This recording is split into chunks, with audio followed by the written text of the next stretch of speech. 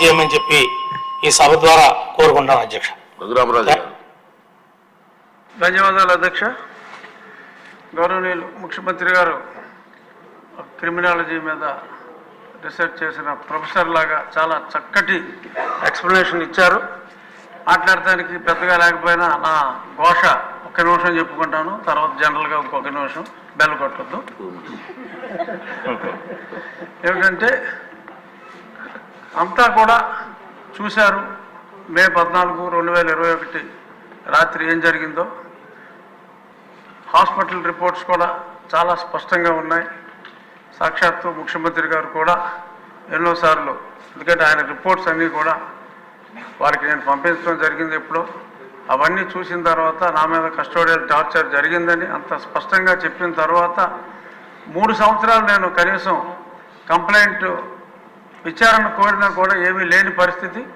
చిట్ట చివరికి ప్రభుత్వం మారి సుపరిపాలన చంద్రబాబు నాయుడు గారు ముఖ్యమంత్రిగా ప్రమాణ స్వీకారం చేసిన తరువాత నా కేసు రిజిస్టర్ చేయడం జరిగింది.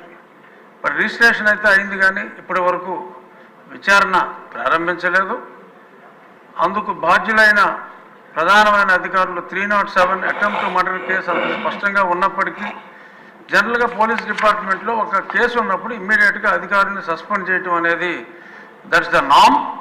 ఇక్కడ ఇంకా అది జరగలేదు. సో కొంచెం అటువంటి అధికారుల్ని డీజీ స్థాయి అయినప్పటికీ కూడా శిక్షిస్తే పోలీసుల్లో కూడా ఇటువంటి వెధవ పనులు చేయకూడదని ఒక క్రమశిక్షణ అనేది వస్తుంది.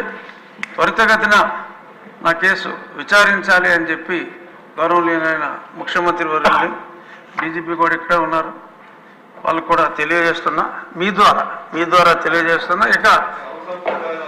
ఇక ఉద్యోగస్తుల్ని టీచర్ల మీద కేసుల గురించి ముఖ్యమంత్రి గారు సభాముఖంగా ఆ కేసులు త్వరలో ఎత్తివేస్తామని చెప్పారు.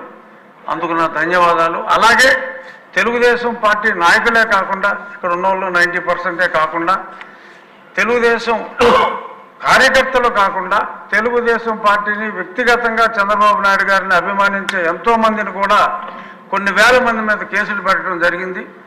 ఆ హెరాస్మెంట్ అనేది చాలా దారుణంగా ఉంది. వాళ్ళు పోలీస్ స్టేషన్ చుట్టూ ఏదన్నా ఛార్జ్షీట్ అయితే కోర్టుల చుట్టూ తిరగలేని పరిస్థితుల్లో ఉన్నారు.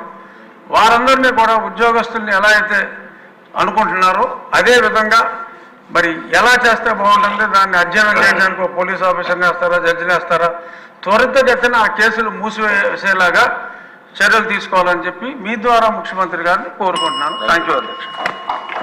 గౌరవనీయులు పవన్ కళ్యాణ్ గారిని మాట్లాడవలసిందిగా కోరుతున్నాను. థ్యాంక్ యూ అధ్యక్ష.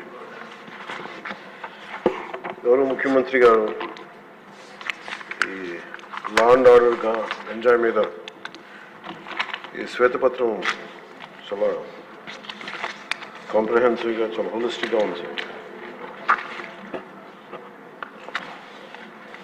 లోపల చాలా చెప్పాలనుకున్నా కానీ మేజర్ది అయిపోయింది కాబట్టి నాకు ఒకటే ఒక ముఖ్యమంత్రి గారికి, గౌరవ ముఖ్యమంత్రి గారు చెప్పదలుచుకుంటుంది మీ ద్వారా. ఈ వే ఫార్వర్డ్ దాంట్లో దాదాపు 6 పాయింట్స్ తోటి చేశారు ఎలా వే ఫార్వర్డ్ చేయాలని. సో ప్రత్యేకించి లా అండ్ ఆర్డర్ మీద ఇంకొంచెం లోతుగా ఇంకొక సెషన్ జరగాలి అని చెప్పి మీ తరఫున ముఖ్యమంత్రి గారికి అభ్యర్థిస్తున్నాను అధ్యక్ష.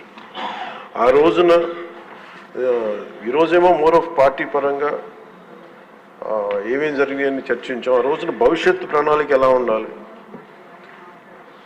చట్టం అంటే భయం వచ్చేలా ఉండాలి, వీటన్నిటి మీద అందరి గౌరవ సభ్యులు అందరి అభిప్రాయాలు తీసుకునేలా దీనికి ఒక విస్తృతమైన చర్చ జరగాలి అధ్యక్ష. ప్రత్యేకించి ఒక రోజంతా పెట్టండి, లేదంటే 2 సెషన్స్ అన్నా పెట్టండి, కానీ దీని మీద ఒకసారి చర్చ జరిగి దాని మీద